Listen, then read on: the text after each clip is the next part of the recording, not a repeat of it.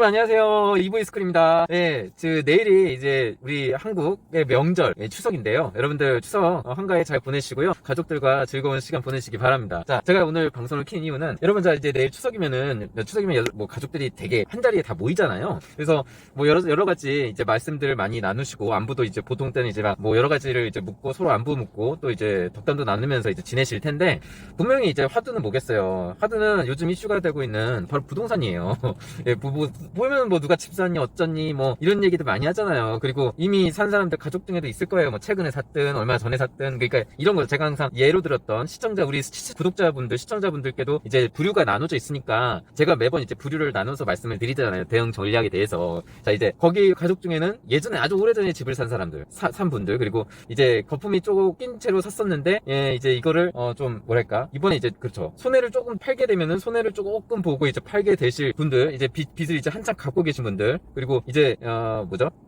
완전 영끌해가지고 결혼한다고 막 모두의 축하를 받으면서 그리고 결혼하기 위해서 별로 이제 본인은 별로 살 마음이 없었는데 어쩔 수 없이 결혼 때문에 그리고 이제 그런 어떤 여자 쪽의 어떤 그런 부모들의 어떤 눈치를 보면서 이제 샀던 분들도 있을 거예요. 결혼하기 위해서 영끌을 하고 남자 쪽 가족들이나 뭐 그런 정서가 있으니까요. 아직까지는 저는 솔직히 그런 정서는 좀 잘못됐다고 보는데, 어찌됐든 남자 쪽에서 뭐 가족들을 뭐 다 이제 돈 빌리고 뭐 어쩌든 채권해가지고 그렇게 이제 받아가지고 돈 받아가지고 이제 집을 샀는데 집값이 이제 최대 관심사일 거 아니에요. 그래서 집값 얘기는 반드시 나오게 돼 있는데, 이제 추석 이제 뭐죠, 밥상 머리에 이제 그런 이제 화두가 당연히 올라오게 되겠죠. 그러면 이제 이런저런 얘기하면서 너 빨리 팔아라, 조금이라도 더 손해보기 전에 빨리 파는 게 좋다, 아니면은 야 아니야 무조건 부동산은 계속 갖고 있어야 돼 막 이러면서 갖고 있다 보면 오를 거야 라고 하는 사람들도 있을 거고 가족들도 있을 거고, 지금 빨리 팔아야 된다, 조금이라도 이물을 건져라 뭐 이렇게 얘기하시는 분들도 있을 거고, 이거 뭐 그래도 살아야 되지 않겠냐, 어차피 살 건데 빚이나 갚으면서 살아라고 별 생각 없이 그냥 당장의 어떤 그런 위로를 주기 위해서 하시는 분들과, 혹은 정말 미래를 생각해서 진심 어린 충고를 해주시는 분들로 나뉠 거예요. 근데 이제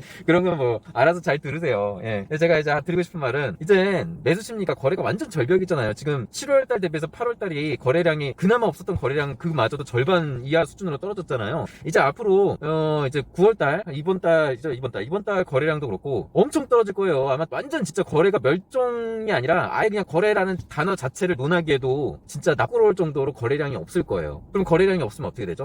매수 우위가 됐기 때문에 시장 자체가 매수자를 찾기가 하늘의 별 따기라는 얘기예요. 그러면은 당연히 급한 사람들, 팔려는 사람들은 우후죽순 지금 엄청 많잖아요. 지금 산천 쌓였어요. 막 줄 서가지고 내 순서 언제 오나, 과연 내 집을 그 사람이 콕 집어 봐줄까, 노심초사 밤에 잠도 못 자는 사람들이 허다해요. 지금 이자가요, 이자 부담이 앞으로 갈수록 늘어날 게 뻔하고, 그나마 그 이자를 그래도 갚았던 희망이 있었던 게, 내가 일해서 노동소득을 거기다 다 때려박아서 등골이 휘더라도 내가 노년에 별 대책이 없이 그 이자나 은행에게 내가 이제 빚을 다 이제 돈을 계속 내가 받는 월급 꼬박꼬박 상납하면서 이자랑 원리금 갚고 평생 30년 40년 이렇게 살다 보면은 나중에 이제 집값이 그만큼 올라져 있을 것이다라는 보상심리 때문에 그렇게 하고 그 이자에 노예 생활을 하는 거잖아요, 한마디로. 그러면은 솔직히 그게 이제는 생각해 봐야 된다는 얘기예요. 지금 일단 시장 상황 말씀드릴게요. 지금 아까 거래량에 대해서는 얘기를 했잖아요. 이제는 이자나 이런 부담 때문에 금리 인상이나 이런 부분, 그리고 경기 침체, 그리고 미국의 파월 의장이나 그리고 세계 각국의 유로존이라든지 일본이라든지 뭐 중국, 다 각국의 글로벌 경제 상황을 한번 보세요. 여러분들이 단편적으로 제가 뭐 어떤 나라를 언급한다고 해서 그 나라만 단편적으로 보시지 말고요.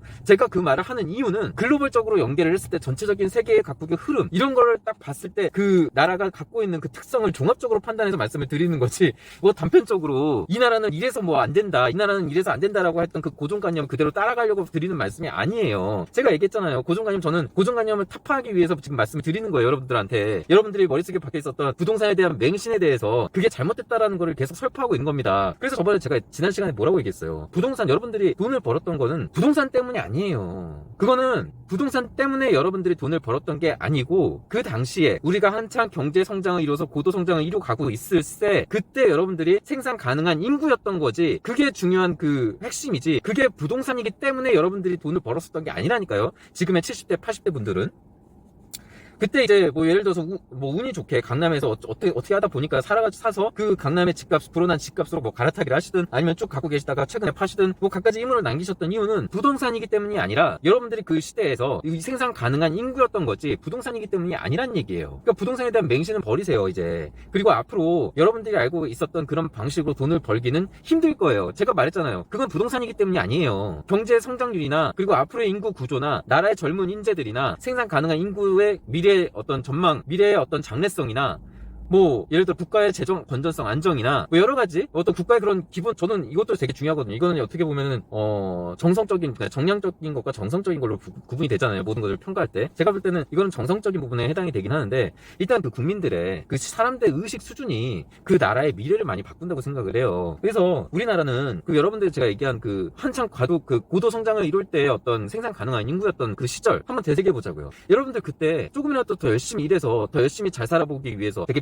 땀 흘리고 그리고 되게 많이 열심히 일을 했고, 나라나 국가를 위해서 개인의 어떤 뭐 그런 행복과 더불어 국가나 나라에 대한 어떤 애국심도 지금보다는 최소한 많았었잖아요. 그때 잘 살아보자, 나라 한번 부흥시켜보자라는 마음, 그런 어떤, 그래서 그런 마음에서 경제개발 5개년 계획이라든지 뭐 여러 가지가 이제 거기서 파생되어 나오면서 국가적으로 국민적으로 전 국민들이 다 잘 살아보기 위해서 한마음이 됐었던 때였다고 볼 수 있잖아요. 최소한 지금보다는요. 근데 지금은 어떻죠? 지극한 극심한 개인주의가 좀 팽배해 있고, 사실 뭐 저는 그래요. 그렇게 생각해요. 그러니까 여러 가지가 있는데 어떤 극심한 개인주의가 팽배해 있기 때문에 자기 가족에게 목을 매게 될 수밖에 없고, 또 제 목을 매다 보니까 자식한테 필요 이상의 과도한 집착을 하게 되고, 또 자식에게 자기가 어떤 뭐랄까요, 다른 사람들과 타인과의 어떤 소통이나 타인과의 어떤 유대관계나 이런 것들이 옛날에 비해서 많이 협소해지고, 가족관계에서도 어떤 뭐랄까요, 가족관계에서 오히려 막 어떤 흉흉한 얘기도 많이 나오고, 그러면서 이제 단절돼야 될 부분과 정리돼야 될 부분이 또 거기서 또 세분화돼서 나뉘면서 가족관계 역시도 좋지 못한, 그러니까 어떤 그러니까 고립된다기보다는 뭐랄까요, 좀 약간 거리가 멀어지는 느낌? 그런 것 때문에 자식한테 과도한 집착을 하게 된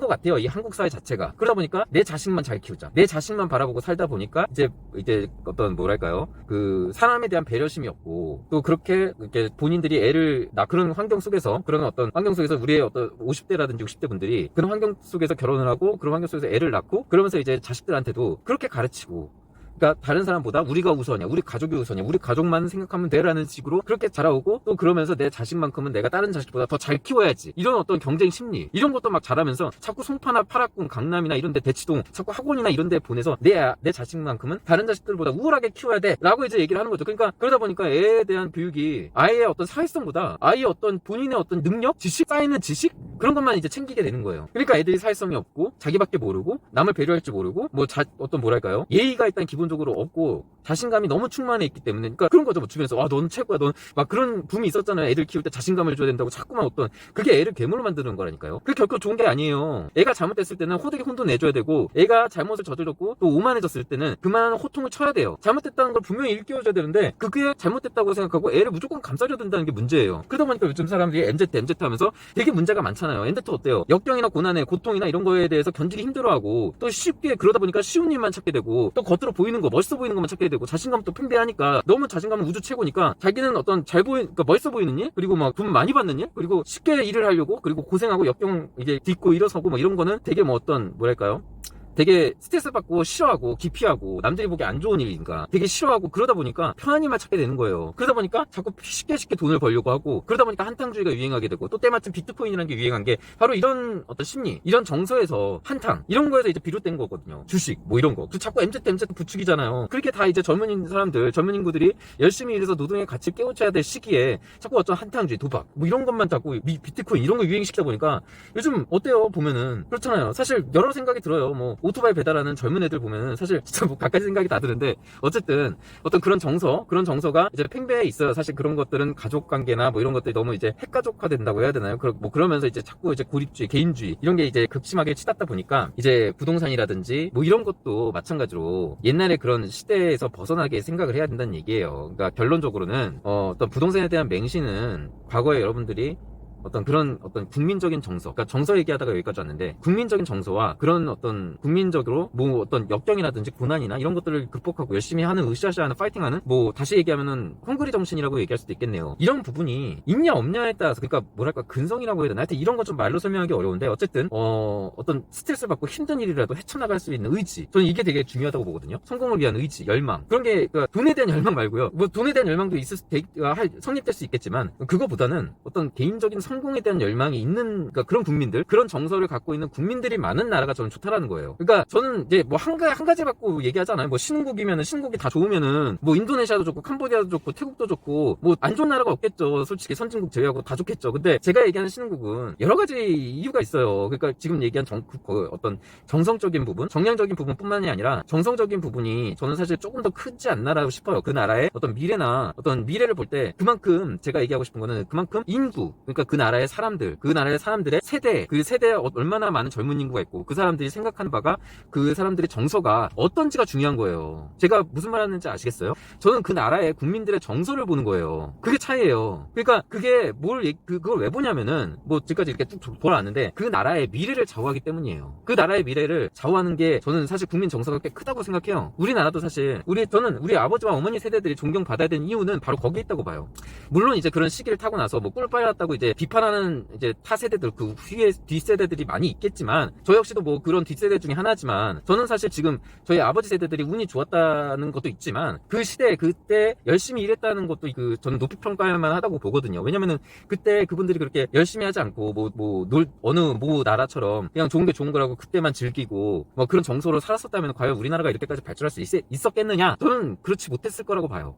왜냐면은 아무리 그런 시기가 와도 그 시기를 잡지 못하면 아무 소용이 없거든요. 저는 그런 시기를 잡을 나라가, 제가 앞서 언급했던 그 나라가, 저는 충분히 국민적인 정서나 또 정량적인 부분도 봤을 때도 그렇고, 또 그런 어떤 외교적으로, 국제적으로, 어떤 국제적인 그 글로벌 그 세계 속에서, 글로벌 체인 속에서 이 나라의 역할이 굉장히 커질 것이라고 기대하고, 그렇게 찾아온 기회를 이 나라는 살릴 수 있을 거라고 봤기 때문이에요. 그렇게 기회가 찾아와도 그 기회를 못 살려서 도태된 나라들 되게 많아요. 여러분들 역사적으로 한번 살펴보세요. 그런 나라들이 있는데 전 제가 보기에는 살 수 있을 거라고 확신했기 때문에 말씀을 드렸던 거예요. 어찌됐든 우리나라는 그 시기를 이미 지났고, 인구는 감소하고 있고, 국민들의 정서는 제가 앞서 언급드린 대로 그렇게 많이 바뀌었어요. 안 좋은 쪽으로요. 안 좋은 쪽으로 바뀌었기 때문에 앞으로 제가 얘기하는 미래가 어둡다는 얘기는 바로 여기서 나오는 거예요. 그런 어떤 이 뒷세대들, 그러니까 우리의 젊은 세대들의 어떤 정서가 예전 같지 않고, 그런 시기가 과연 운 좋게 찾아오더라도, 그런 시기는 언제 찾아올지 사실 잘 모르죠. 누구도 뭐 그렇게 세계적인 그런 어떤 예상을 예언자도 아니고 그렇게 정확히 할 수 있겠습니까? 많은 그런 기회가 찾아왔을 때 그거를 살릴 수 있을 만한 정서를 갖고 있지 못하다고 보기 때문이에요.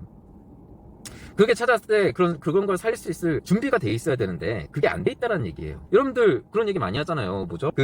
어떤 성공하기 위해서, 그러니까 열심히 이렇게 노력하면은 반드시 성공한다는 보장은 없어요. 열심히 노력한다고 해서. 근데 성공한 사람들은 하나같이 다 노력했다는 거예요. 저는 여기에 별반 다르지 않다고 봐요. 그 국가의 미래나 국가의 흥망이 이것과 다르지 않다고 보거든요. 그래서 저는 준비된 국가만이 앞으로 성공의 어떤 과실, 그리고 제가 앞서 얘기했던 별의 순간을 맞이할 수 있을 거라고 봐서 언급드린 거예요. 그런데 제 개인적인 경험상 봐온 바로는 그 기회를 잡을 수 있을 것 같아서 말씀을 드린 거고, 반면에 한국은 그 기회가 찾아오더라도 못 잡을 것 같기 때문에 지금까지 이렇게 말씀을 드렸던 겁니다. 예, 지금 제가 뭐 여러 가지 말씀을 드렸는데요. 어떤 국가를 그러니까 여러분들도 국가를 평가할 때, 그리고 국가에 대한 투자를 결정할 때, 이런 부분, 제가 좀 전에 언급드렸던 부분을 한번 잘 생각해 보시고 투자해서, 또 제가 늘상 얘기했던 우리들의 목표, 노후 대비, 그리고 자산 증식, 이런 거에 대해서는 철저한 준비에 도움이 되시길 바랍니다. 네, 추석 잘 보내시고요. 오늘 방송은 여기까지 하겠습니다. 안녕.